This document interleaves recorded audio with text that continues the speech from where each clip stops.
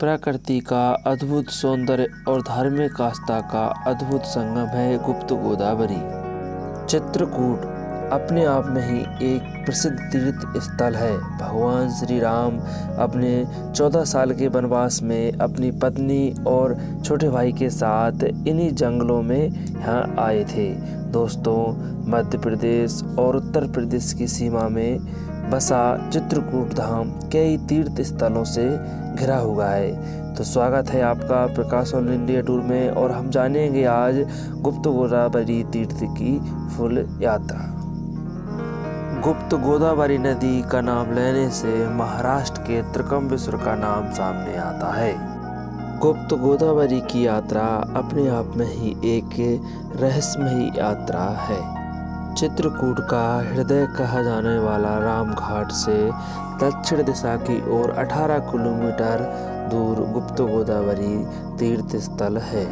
रामघाट से गुप्त गोदावरी पहुंचने के लिए आपको बस और ऑटो और कार तीनों की सुविधा बड़े आसानी से प्राप्त हो जाती है। गुप्त गोदावरी तीर्थ स्थल पर 2 प्राकृतिक देव गुफाएं हैं। माना जाता है भगवान श्री राम के 14 साल के वनवास से पहले ही देवताओं ने इन गुफाओं का निर्माण किया था। इन प्राकृतिक गुफाओं के दर्शन करने के लिए आपको निर्धारित रूप से टिकट कटाना होगा, जो गुफाओं के नीचे व्यवस्था की गई है।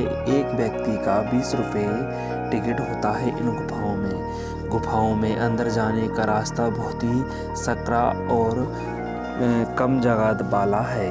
जब आप गुफा के अंदर प्रवेश कर जाओगे तो आपको ऐसा लगेगा कि आप एक अलग ही दुनिया में पहुंच चुके हैं। जब आप गुफा के अंदर राम दरबार और सीता मैया के दर्शन करने के बाद आगे पहुंचोगे तो आगे आपको एक सीता कुंड दिखाई देगा।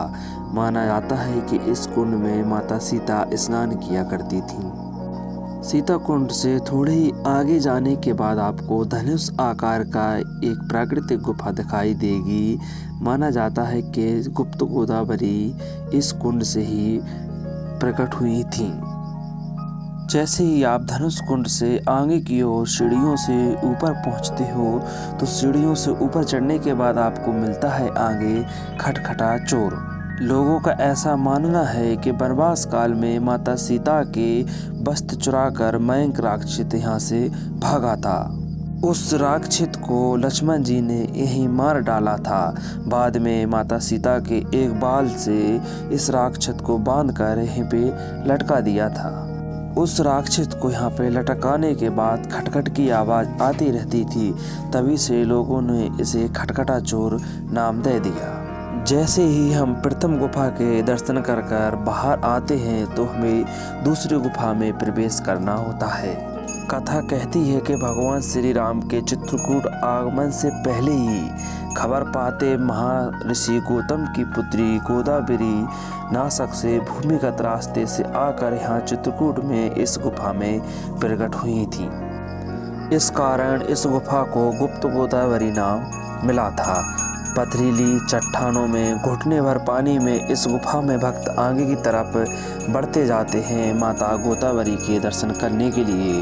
लगभग 9.5 लाख वर्ष पुरानी गुफा हमें इस प्राकृतिक सौंदर्य का अनुभव कराती है और हमें साक्षी बनाती है उस युग का जब भगवान राम इस गुफा में आए होंगे।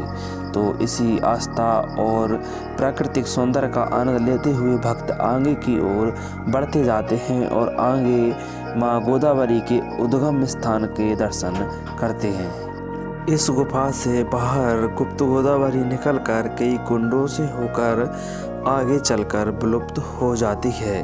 तो कुछ इस प्रकार हमारी चित्रकूट की गुप्त गोदावरी की यात्रा प्रारंभ और ख़त्म होती है।